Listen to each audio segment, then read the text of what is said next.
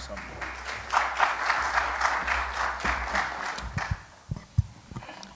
한국교회 방송기술인연합회 창립총회를 진심으로 축하드리고요. 오늘의 이 감사예배 말씀을 함께 나누게 되어서 개인적으로 아주 큰 영광으로 여기고 있습니다. 저같이 부족한 사람이 어쩌다 보니까 방송 진행자로 17년을 지냈습니다.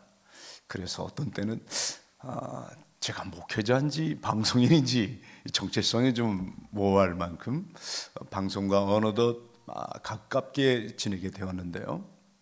저처럼 방송 진행을 하거나 또는 교회에서 이렇게 강단에 서서 말씀을 전하는 사람은 우리 주님을 섬겨도 드러나는 곳에서 섬길 수밖에 없지만, 여러분들은 항상 드러나지 않는 곳에서 드러나지 않게 섬기고 봉사하기에 사실 이렇게 드러나는 저보다는 훨씬 더 귀하고 아름다운 존재라고 확신합니다. 우리 주님께서 오늘 이 창립 감사예배에 주신 말씀, 인자가 온 것은, 우리 예수님이 이 세상에 오신 것은 섬김을 받기 위해서 온 것이 아니라 도리어 섬기려 하고 많은 사람의 대속물로 자신을 주기 위하여 오셨다고 했습니다. 여러분이야말로 섬김을 받기 위해서 이 사명을 받으시고 사명 실현주에 뛰어들어온 분들이 아니라 오로지 섬기기 위하여,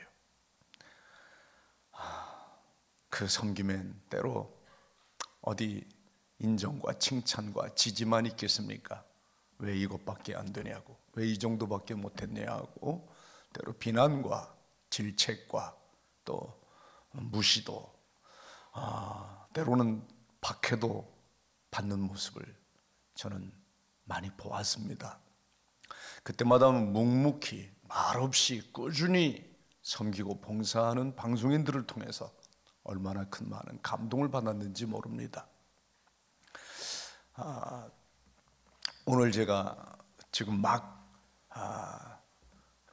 두 개의 그 토크 프로그램을 진행하다가 이 시간에 맞춰서 달려왔습니다. 오늘 출연하신 분은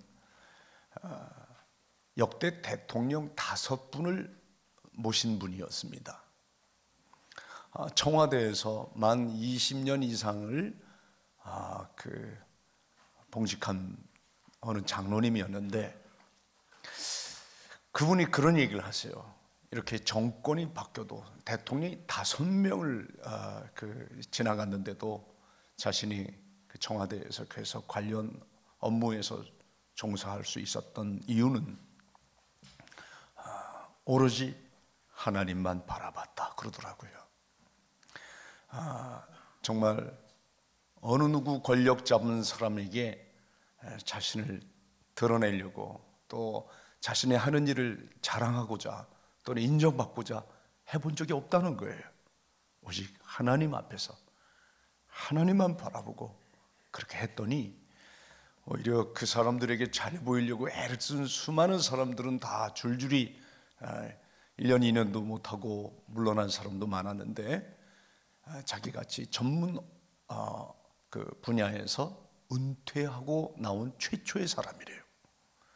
정년을 채워가지고 나온, 그러면서 채우고 나서도 여러 군데에서 많은 곳에서 이렇게 스카우트 제의가 있었는데, 하나님만 바라보면서 하나님, 제가 해야 할 일이 무엇입니까? 가야 할 곳이 어디입니까?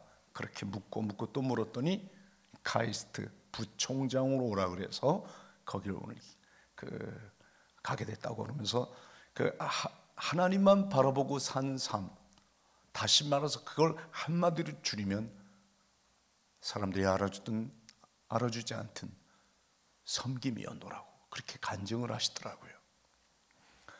그러면서 제가 오늘 창립총회를 이렇게 말씀을 준비하면서 공직자 기관의 한 창립총회가 생각이 났습니다.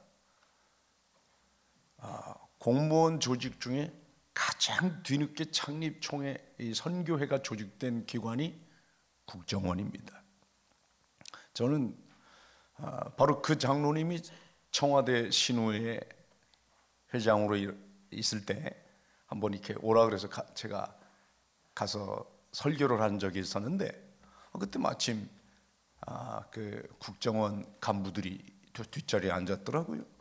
그러면서 목사님, 우리 공직자 기관 중에서는 신우회가 이제 출발하는 그 신우회가 있는데 국정원입니다.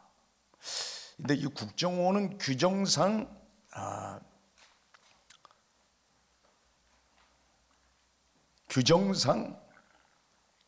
전 공무원들, 전에 일했던 사람들은 들어올 수가 없대요. 현재 일하는 사람만. 그것도 이제 특정 종교 편향적인 어떤 뭐 이렇게 신우회 뭐 이런 모임을 상상을 못했는데, 이번에 허락을 받아서 저희가 국정원 안에서 믿는 사람끼리 함께 신우회를 조직해서 창립 예배를 드리는데 저들어와서 설교를 하라는 거예요. 그래서 아니, 고명한 목사님 많은데 왜 나를 부르십니까? 교계 어른들을 제가 몇몇 분 추천해 드릴 테니까 그분들에게 한번 말씀해 보시죠. 그랬더니 이분들 말씀이, 목사님, 뭐 저희들도 얼마든지 그렇게 부탁드릴 수 있고, 이분들도 다니는 교회가 다 그 목사님이 얘기한 고명한 목사님 교회 성도들이라는 거예요. 최 목사님께 부탁드리는 이유는, 저희들은 음지에서 양지를 지향하는 사람들입니다. 사람들이 알아주든 알아주든 때로는 자신의 신분을 드러내지도 않은 채 컴컴한 곳에서, 보이지 않는 곳에서 활동한다는 거예요. 그런 점에서 목사님이야말로 가장 낮은 곳에서, 음지에서 양지를 지향하고 살아가는 저희들과 공감대가 있어서, 뜻과 마음이 같아서 우리 모두가 최 목사님께 이렇게 부탁하러 온 겁니다. 그러더라고요. 그 이후에 제가 이렇게 신우회 또는 창립총회 많이 몇 군데 갔지만, 오늘처럼 마음의 공감대가 형성되는 곳이 또 어디 있겠나 싶어요. 여러분들이 일하는 곳은 이렇게 조명을 받는 곳이 아니고, 드러나는 곳이 아니고, 보이지 않는 곳에서 하고 계시잖아요. 그걸 도리어 기뻐하고 즐거워하면서 자부심과 자긍심을 가져야 할 여러분이라고 믿습니다. 사람들이 인정해 주든 인정해 주진 않든 그것이 진정한 참된 섬김의 정신이 아닐까 생각해 봅니다. 전 섬김 그럴 때 제일 먼저 떠오르는 대선배 목사님 얼굴이 한 분 있는데, 한경직 목사님입니다. 저는 오늘 새벽에 남대문 시장 안에 있는 남대문 선교회 가서 지금 설교하고 온 길입니다. 오늘 그 시장 사람들하고 이야기를 나누다가 한경직 목사님 얘기가 나오니까 거기 시장에서 이리 가까운 이제 영락교회가 있으니까 영락교회 성도 몇 분들이 눈물을 흘리더라고요. 아직도 한경직 목사님 얘기만 나오면 한 목사님 이러면서 눈물을 흘리더라고요. 28년 된 선교회인데, 바로 28년 전 창립 모임 때 한경직 목사님이 오셔서 설교했다는 거예요. 그때는 지금과 같은 이런 공간도 없었습니다. 아주 그 기계 엔진 소리가 돌아가서 설교가 제대로 들리지도 않는 아주 어두컴컴한 그런 조그만 공간에서 목사님이 거기까지 와주셔서 새벽에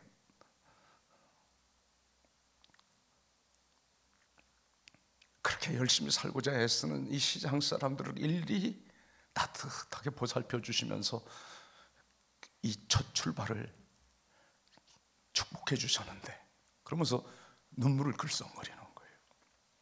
저는 우리 한경직 목사님과 깊은 인연이 없습니다. 항상 먼 발치에서 설교하는 모습을 본 게 답니다. 근데 그럼 그분과 제가 평생 잊을 수 없는 그분의 말씀을 들은 때는 은퇴 이후입니다. 한경일 목사님이 영락교회를 은퇴하시고 원로 목사님이 되셔서 남한산성 영락실학원에 기거할 때입니다. 그때 저는 다일 공동체를 시작하고 한경준 목사님이 설립한 저 동대문구 신솔동에 있는 대광고등학교 강당을 예배당으로 사용하고 있던 시절입니다. 근데 제가 대광고등학교 강당을 만 10년간 예배당으로 사용했더니 많은 사람들이 오해를 해요. 내가 대광고등학교 출신인 줄 알아요. 저 대광고등학교 출신 아닙니다. 전 고등학교를 못 다녔습니다. 검정고시에서 장로회 신학대학에 가서 공부해서 목사가 된 사람입니다. 그런데 제가 한 번은 미국에 집회를 갔더니 그 공항에서 저를 영접 나온 머리 허연 할아버지 장로님이 저를 보자마자 손을 내밀고 그래요. 저 목사님 대광고등학교 몇 기시더라? 제가 몇 기 졸업생인데 우리 같은 동문끼리 만나서 너무 반갑습니다. 그러길래 저 대광고 출신 아닙니다. 이게 무슨 소리예요? 그랬더니 큰일 났다는 거예요. 왜요?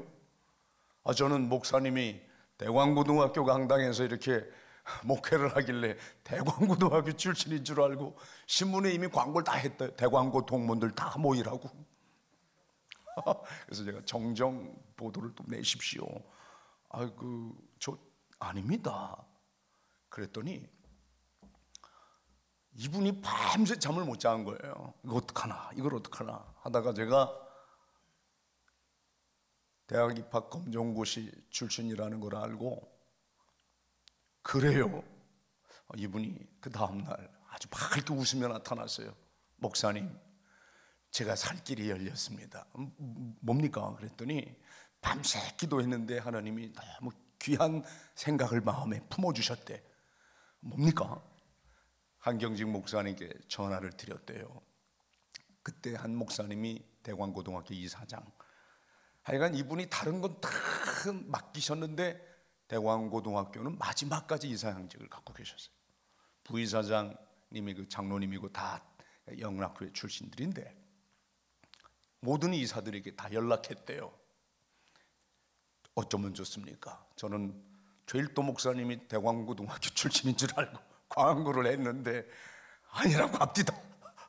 이거 어떡하면 좋으나 했는데 이분에게 명예 졸업장을 주면 이게 기정사실이 됩니다. 알고 보니 목사님이 검정고시 출신이라니 이건 너무 잘된 일 아닙니까? 그래서 그럼 그저 아주 좋은 생각입니다. 목사님이 그렇게 해주셔서 저는 원치도 않게 대광고등학교 26회 동문이 되었습니다. 그래서 여의도 순복음교회 이용훈 목사님이 25회라 자꾸만 저를 이게 후배라고 그럽니다. 저를 선배님이라고 모시고. 그때 한경직 목사님을 배웠습니다. 그때 전교생, 전교직원 그 이사님들 모인 자리에서 명예고등학교 졸업장을 받을 때 그 감동은 제가 명예신학 박사를 받을 때보다 몇 배 더 감동이었고 감격이었습니다. 한 목사님께 찾아갔습니다. 목사님, 제가 신학생 시절에 목사님에 대해서 함부로 말한 것 용서를 빌려고 왔어요. 그리고 두 무릎을 꿇었습니다. 그랬더니 한 목사님이 아닙니다 하고 손을 내줬더라고요. 목사님, 저같이 손잡벌 이 어린 사람에게 경호를 쓰시면 제가 어떻게 해요? 말씀을 놓으시면 제가 더 편하겠어요. 아닙니다. 이렇게 귀한 사역을 하시는 최 목사님이 이 누추한 곳에 저를 찾아주셔서 그 얘기를 듣는데 도대체 아니 어떻게 이렇게까지 겸손한 말씀을 하실까? 그분은 겸손한 이 티를 내신 게 아니라 평생 겸손하게 살았기 때문에 머리끝부터 발끝까지 겸손히 몸에 배셨더라고요. 그것도 감동이었어요. 그러면서 그때 목사님이 들려주신 말씀이 오늘 이 마태복음 20장 28절이었습니다.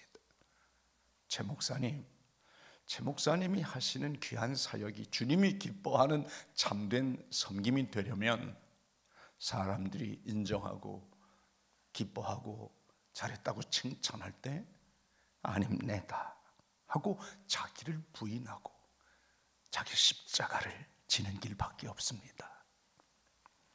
그러면서 한 말씀을 더 붙이셨는데, 그런데 말입니다, 이렇게 귀한 일 하시는 목사님 곁에서 돕지는 못할 망정 꼭 비난하고 중산모략하고 시기 질투하고 심지어는 박해하는 사람도 만날 겁니다. 그때 억울하다 하지 마시고 당연하디요, 당연하게 받으시기 바랍니다. 그 말씀이 우리 한 목사님 유언이 될 줄 몰랐습니다. 그 후로 몇 년 더 계셨지만 그때는 대화를 나눌 수가 없었습니다.